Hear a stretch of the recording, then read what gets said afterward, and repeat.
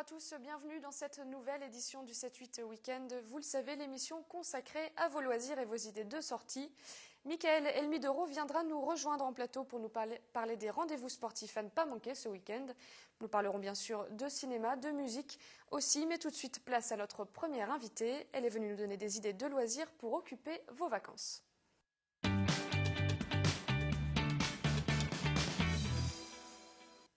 Sylvie Laona, bonjour. Bonjour. Alors vous êtes la directrice d'Yveline Tourisme et en ce début de vacances scolaires, vous êtes venue nous proposer plusieurs idées de sortie.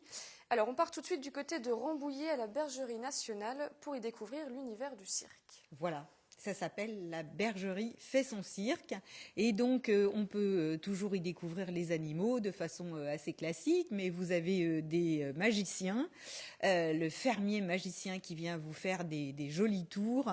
Les enfants pourront se transformer en animaux et en plein de choses en réalisant leur propre masque.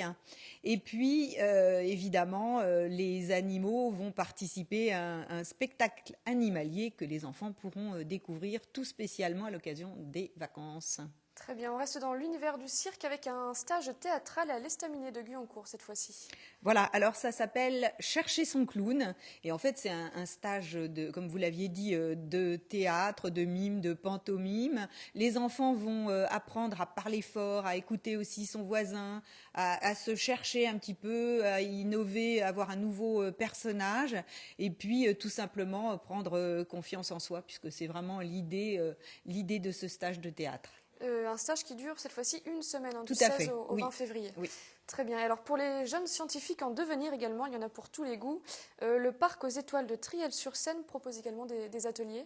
Voilà, alors là c'est encore tout autre chose. Le parc aux étoiles, qui est vraiment un site qui est tout spécifique au département des Yvelines, propose des petits stages sur différentes choses, comme par exemple découvrir le monde des petites bêtes, découvrir les planètes autour du système solaire, ou bien encore travailler la langue des signes comme les astronautes par exemple, des choses extrêmement différentes qui vont bien instruire les enfants.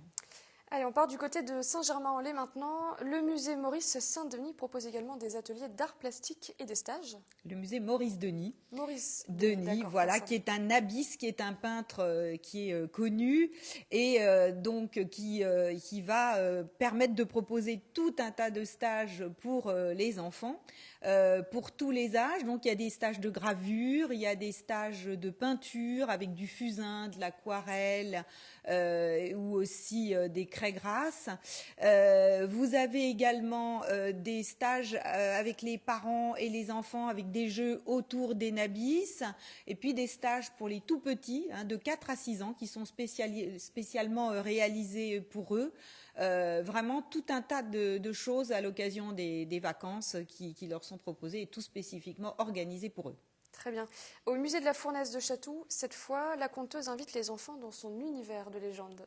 Voilà. Alors, au musée Fournaise à Chatou, effectivement, il y a une conteuse qui va raconter tout un tas d'histoires autour de personnages qui commencent maintenant à être classiques pour ceux qui connaissent bien le musée Fournaise.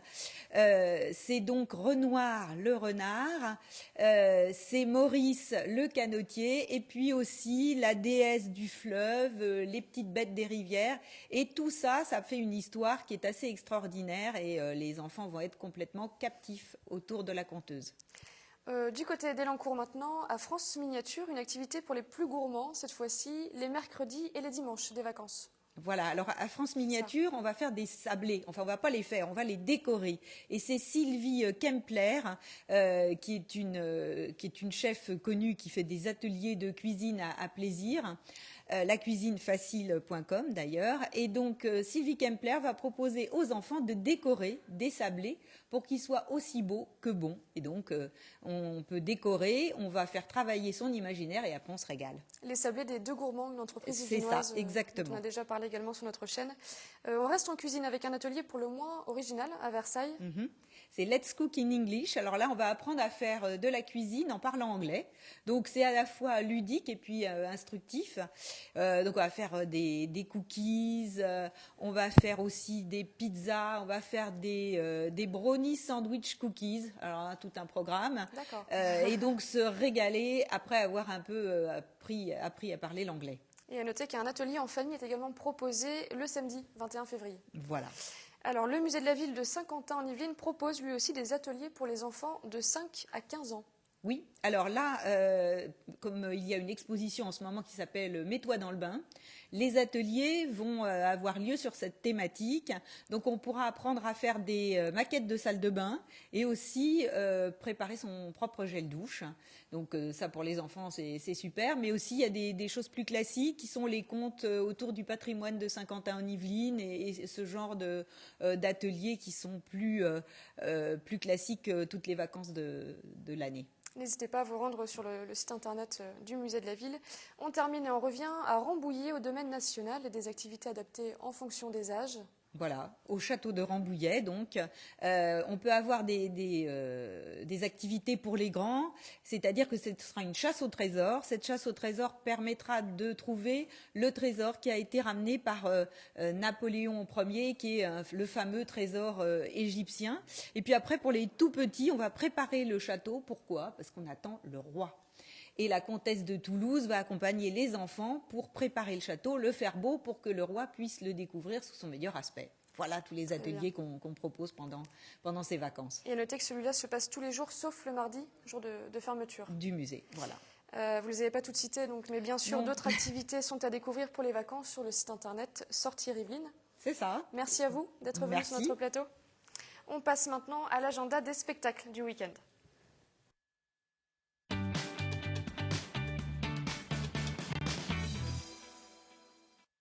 Comme chaque hiver, la ville des Mureaux se met à l'heure du cirque. Le 14e Festival international du cirque prend ses quartiers au parc du Sautour. Le 14 et le 15 février, l'occasion d'y découvrir des numéros exceptionnels. Voici un petit aperçu en photo.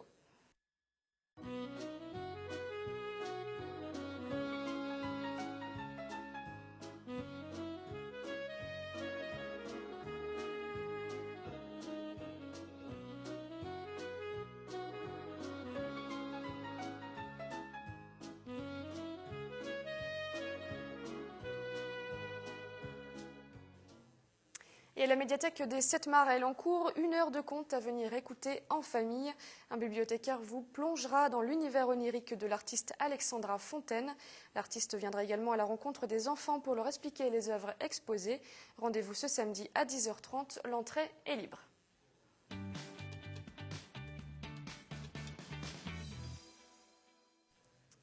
La boutique d'Emmaüs Attrape change de locaux et s'agrandit. Il se trouve désormais à Pôle emploi, enfin face à Pôle emploi. Nous nous sommes rendus dans leurs locaux.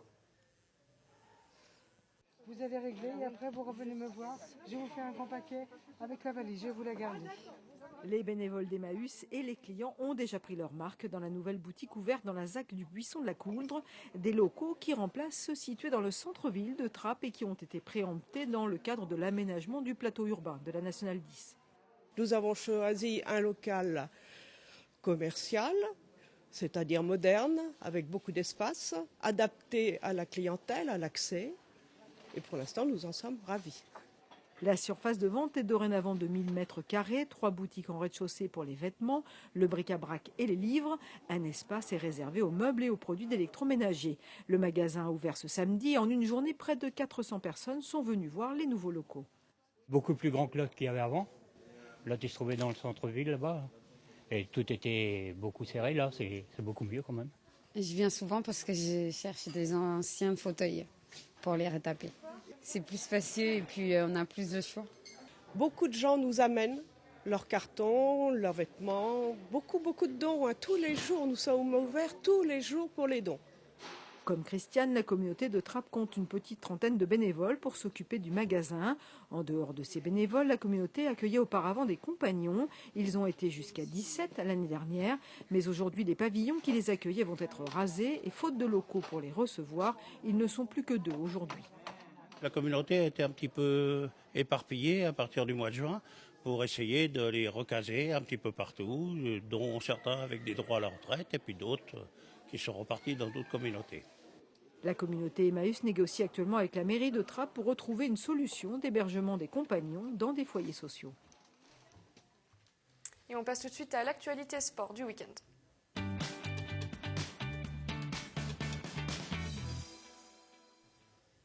Notre journaliste sportif Mickaël Elmidoro nous a rejoint en plateau avec son invité. Bonjour. Bonjour Yolène. Alors quels sont les rendez-vous à ne pas rater ce week-end? Alors il y aura très peu de matchs ce week-end avec donc les vacances scolaires.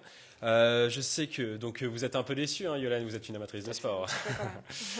Alors il y aura tout de même du football avec Manille-les-Hameaux qui affronte donc ce week-end Bailly-Noisy pour le compte du championnat donc, de 2e division. Alors est-ce que vous êtes confiant sur ce match? Très confiant, oui, bien sûr. On a un match de retard. Donc on est premier avec 3 points d'avance. Et si on gagne ce match, on va avoir 7 points d'avance. Donc on est très confiant, oui. Alors comment expliquez-vous justement cette première place, Cyril Arvin-Béraud? C'est une équipe d'amis. On se connaît depuis maintenant 8-10 ans. Et à chaque fois qu'on rentre sur le terrain, déjà on rend hommage à notre ami Franck qui est parti très tôt. Donc voilà. C'était l'année dernière, c'est ça? Non, Franck, ça fait maintenant plus de 3 ans qu'il est parti. Et donc, à chaque fois qu'on rentre sur le terrain, on pense à lui. Donc, on a la hargne. Et voilà. Et est-ce que vous sentez que cette saison, vous pouvez monter? Vous êtes actuellement premier. Est-ce que vous sentez que vous pouvez monter? Si on gagne dimanche, 7 points d'avance, là, c'est bien parti. Donc, il y a un match contre le Chesnay, le 3e et les Clés, donc Clés-sous-Bois. Si on gagne ces 2 matchs-là, c'est la montée. Enfin, c'est bon, quoi. Donc vous avez 3 points d'avance là pour l'instant, vous pouvez en avoir 7 avec ce match en retard si vous le remportez ce dimanche. C'est ça, exactement. Et est-ce qu'il n'y a pas trop de pression quand vous êtes les premiers? Est-ce que vous êtes plus attendus sur les rencontres finalement? Si, bien sûr, oui. Un exemple, la semaine dernière, jouer en Josas était là 2 heures avant. Donc le match, nous on arrivait 1 heure, 1 heure et demie maximum en avance, et eux ils étaient là 2 heures, ils étaient déjà sur le terrain en train de s'échauffer. Oui. On voit la différence. Et est-ce que le groupe s'entend bien? Est-ce qu'il y a une bonne cohésion d'équipe? Oui, bien sûr. C'est une équipe d'amis. On se connaît depuis tout petit. On a commencé en débutant ensemble. Oui. Même au vestiaire, on a une très très bonne ambiance. En plus, il y a un Mauritanien aussi dans l'équipe. C'est ça, il est nouveau cette année. Il est nouveau. Donc il s'est bien intégré avec nous. Non, très, très bien. Et alors ce week-end, vous avez un match important donc, contre Bailly-Noisy. C'est un match qu'il faut impérativement remporter? Impérativement, oui. Même pour la confiance, pour justement prendre les 4 points, avoir 7 points d'avance sur le 2e. Donc c'est un match très important, oui. Et cet adversaire, vous le connaissez, Bailly-Noisy? Vous connaissez les forces, les faiblesses de l'équipe? Oui, c'est une équipe, il y a 2 ans, 3 ans, je me suis pris 8 matchs de suspension avec cette équipe. Donc oui, je connais très bien. Je suis pris 8 matchs parce que c'est un club où il y a eu pas mal d'altercations, mais maintenant ça s'est arrangé, c'est une bonne ambiance. Et c'est un derby, vraiment, ce match? Non, derby, c'est Saint-Rémy-les-Chevreuses. Et voisin, un petit peu moins, mais Valais 78, c'est un derby. D'ailleurs, on espère les rencontrer en quart de finale de Coupe des Yvelines, donc, parce qu'ils sont qualifiés il y a 2 semaines, donc on espère les rencontrer. Pour un beau match. Pour un beau match, oui. Et du coup, Bailly-Noisy, c'est un court déplacement aussi? Là, c'est l'équipe 2. C'est l'équipe 2 qui joue dimanche. L'équipe 1 ne joue pas, donc ils ont le droit à prendre 3 joueurs de la 1. Donc, ils vont prendre 3 joueurs de la 1. Donc, ça ne va pas être si simple que ça. Malgré qu'ils soient avant-derniers, ça ne va pas être si simple que ça.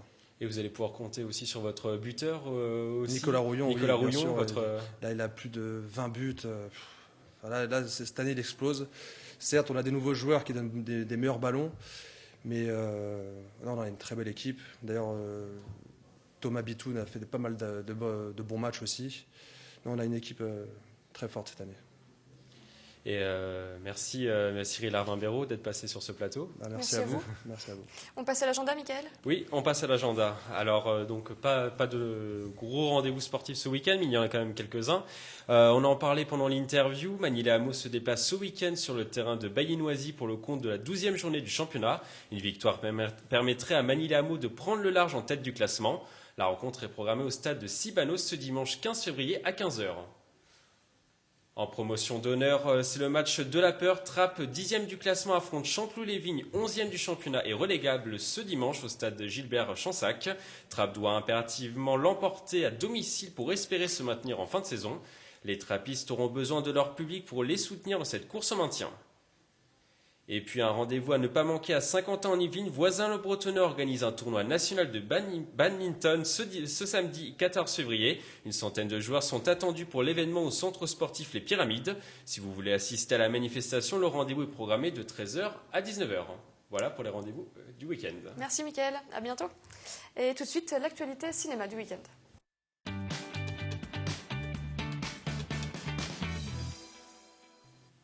Et place tout de suite au coup de cœur de la semaine, celui d'un professionnel du 7e art avec Luc Bocan du Ciné 7 des 7 Mars à Elancourt. Les deux coups de cœur Ciné 7 cette semaine, ce deux très beaux films. Un qu'on a à l'affiche depuis très longtemps qui s'appelle Timbuktu, dont vous avez dû entendre parler. Ça se passe évidemment à Tombouctou et ça raconte en fait la façon, c'est malheureusement d'actualité, dont les habitants se retrouvent sous le joug des islamistes qui leur donnent tout un tas d'obligations. C'est très réaliste, c'est un film très triste, mais c'est un très très beau film avec de très belles images notamment, mais très bien joué aussi.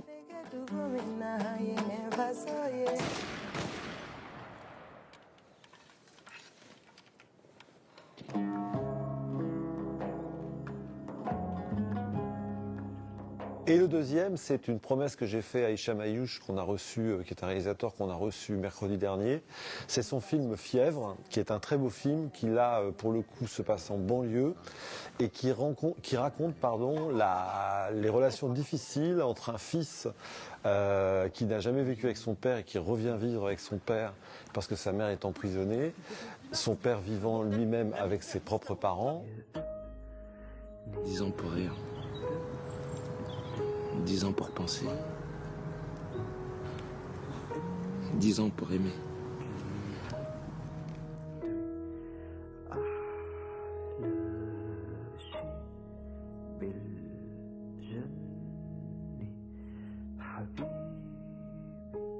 Bon, je vous en dis pas plus, il y a une séance ce samedi à 18h30, c'est un film qui est sorti fin 2014 et qu'il faut absolument voir.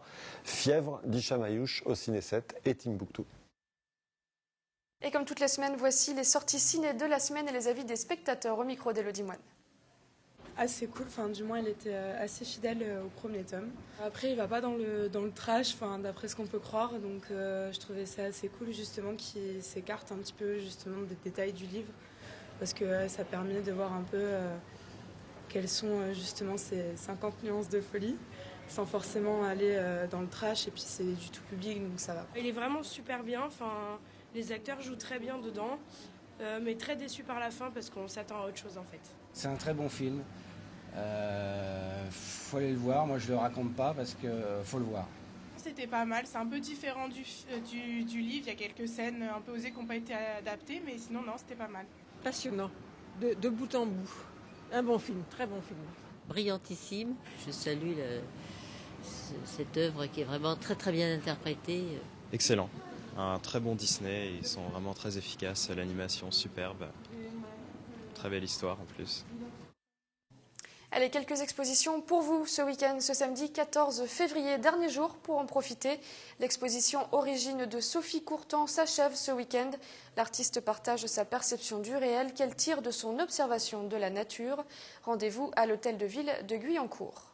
Et du côté de Montigny-le-Bretonneux, au musée de la ville de Saint-Quentin en Yvelines, une exposition démarre quant à elle ce samedi 14 février. Vous pouvez y découvrir l'histoire de l'hygiène à travers l'évolution de la salle de bain. Comment se lavait-on dans les années 30 ? À quoi ressemble la salle de bain des années 60 ? Toutes les réponses dans cette exposition jusqu'au 27 juin.